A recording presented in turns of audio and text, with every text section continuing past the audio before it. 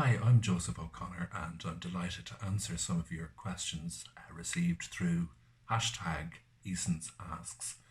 And the first question is, will Joe be adding more forgotten Irish personas after his novels based on Thomas Francis Meagher, Bram Stoker, John Synge, Molly Allgood? Patrick O'Connell would deserve to have a novel written about him, and indeed he would. He was a remarkable man, a footballer from Dublin who in the 1930s went off to Europe, captained the great Barcelona at the height of the Spanish Civil War, took them on tour around the United States. So who knows, if I ever do write a novel about Patrick O'Connell, it will be inspired by this conversation. So thanks for such a lovely question. Second question is, I loved your performance in Other Voices. Thank you very much, where you read an excerpt from your novel Redemption Falls, accompanied by the music of Sam Amadon. How did this idea come about, and do you have any plans to do anything like it again? Yes, about 10 years ago now, I started working with Philip King, the broadcaster and musician, and we've become good pals. And over the years, usually through Philip, I've done quite a bit of spoken word stuff with musicians, and it's been fantastic to read and share the stage with people like Camille O'Sullivan, Martin Hayes, Paul Brady.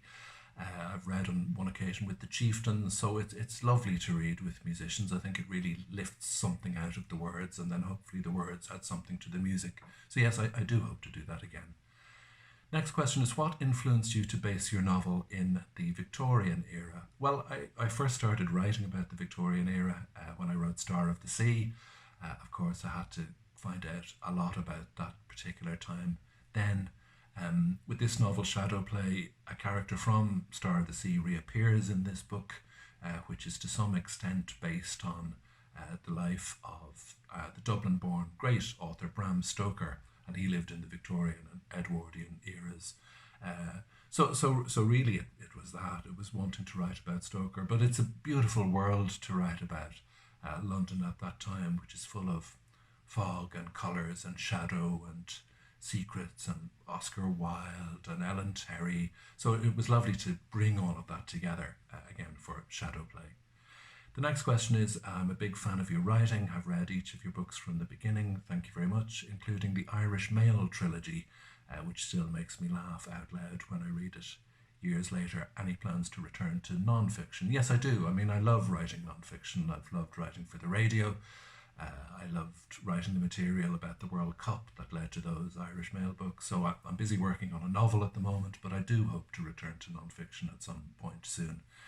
And then the last question, you've had a glittering career. Thank you very much for those kind words, and have won many prizes. Which out of all the prizes has meant the most to you?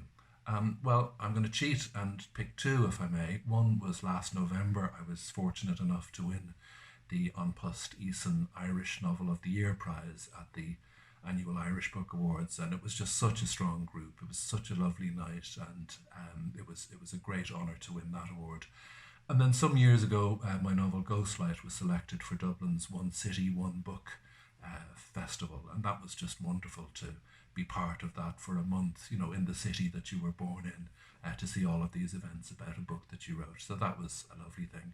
So thanks very much for all of your very kind and interesting questions. My latest book, Shadowplay, is available to order now on easons.com. Thanks a lot. Bye.